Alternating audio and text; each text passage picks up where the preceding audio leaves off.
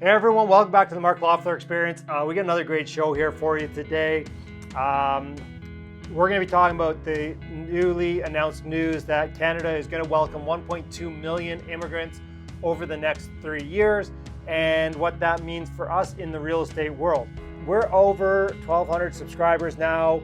Thanks everybody who's now, we've had a ton of recent subscribers. Thanks everybody who's recently joined.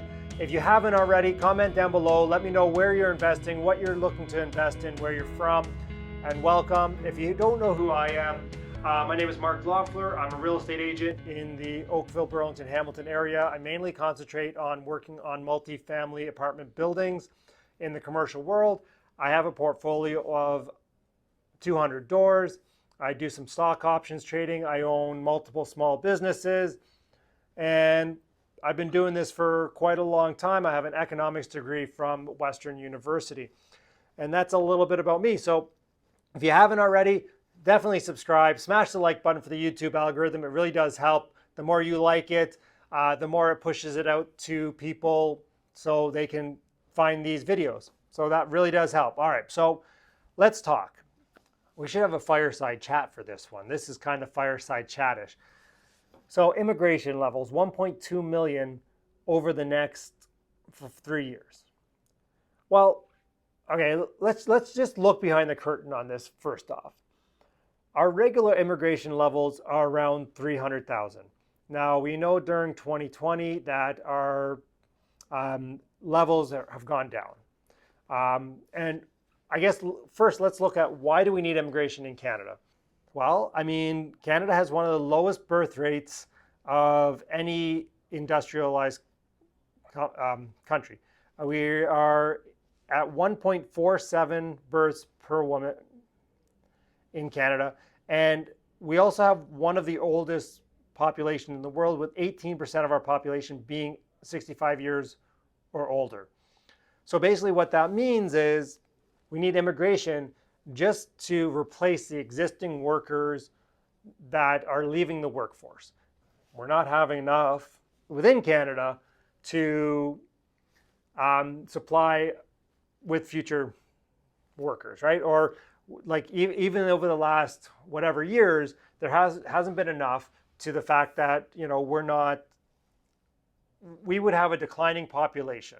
And with that, I mean, we would get stagnant GDP if we did not bring people in to work in our economy, because, you know, over 65 people want to retire.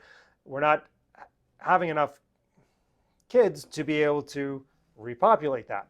So just some basic figures. Since obviously we founded, Canada has welcomed 300,000 immigrants at least 5 times. And we're kind of at around the 1% mark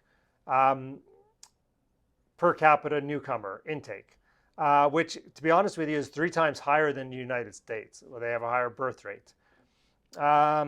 Just a couple things. So this wouldn't be our highest year ever. There was one where it was over 400,000 in 1913, and that represented 5% of the total population back then. Now, you have to think, back then they had all this land out west. They were bringing people in, and they said, here, have this free piece of land, and you go farm it, and you can have Canadian immigration. All right, so let's break down that 1.2 million. So it's 400, let's just say 400,000 a year. And what does that mean?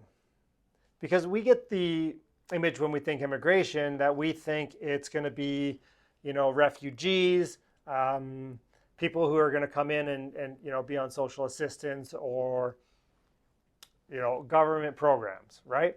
To be honest with you, that's not the case. As for the majority, so let's just take 2021. The plan is between 300 to 410,000, with 410,000 being the uppermost limit. And I haven't gone down that road to see if they always hit the uppermost limit, but I'm just going to assume they are, because, you know, with all that's going on in the world, Canada is still a relatively safe and place to be, and people want to live here. With all the uncertainty going on out in the world, there are not many other places I would want to live other than Canada at the moment. So on the high, we're just going to go on the high side because we're just going to say, okay, they're going to fill the quota of 401,000 or 410,000.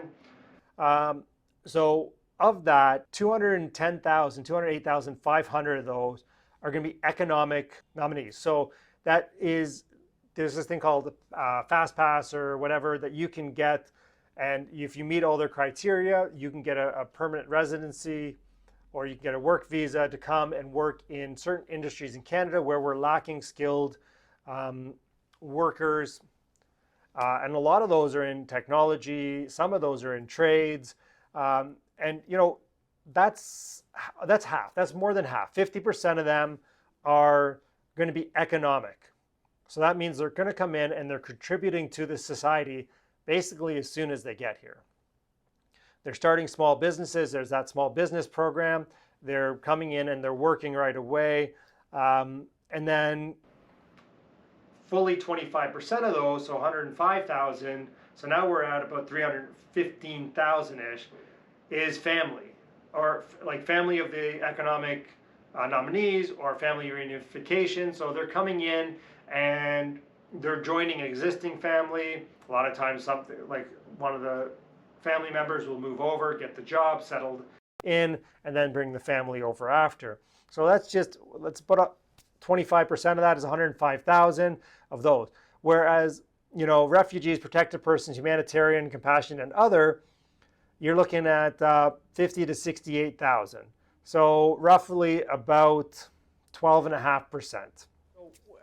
You know, and those obviously humanitarian, compassion, and you know, I see a lot on Facebook where people are talking about, you know, they come and live off the society or whatever. And I got to be honest with you, we did a lot with Syrian refugees a couple years ago, and there was a lot of private individuals and a lot of groups out there that, you know, not funded by the government or whatever, that are going out and they're helping these people transition into Canada, help them get jobs, help them get retrained, or whatnot. So okay, so let's talk. That's immigration. Let's talk about how it affects us from a real estate perspective. So if we have a declining population, then we don't need as many places to live. We don't need as many apartments, so therefore rents go down because demand goes down. Where when we continue immigration, the cities grow, we need there's increased demand for, you know, apartments, for rentals, for buys. So it keeps that part of the economy going. And for myself, I look at this and I say, great, that the numbers don't lie, that, you know, out of those 400,000 people, fully 90% of them will rent for 1 to 3 years on coming to Canada. And typically most will rent up to 5 years. 10%, you know, buy when they get here, 5 to 10%. Yet most of them will rent. So that means for me that I'm going to have more renters. So demand goes up. Supply, as we know, doesn't rise as quickly as immigration. So that will cause rents to go up. And this is why I'm a buy and wait guy. And this is why I'm a buy and hold, because I can just let policy and that do the work for me, because they're going to need some place to live. And I'm happy to provide them with a nice, safe, clean place to live and, you know, charge market rents. Some may call me a capitalist. I don't take that as an insult. Anyways, so just a quick one, guys, today. And if you're new to the channel and you haven't subscribed yet, please smash the subscribe button, turn on that notification bell, hit the like button for the YouTube algorithm. It really does make a difference. You know, it does. The more you like, the more it gets pushed out to other people, to you know, the thumbnail, so people can say, oh yeah, I'd like to look into that as well. So please help out the channel, smash the like button. We'll see you guys in the next one. Have a good weekend.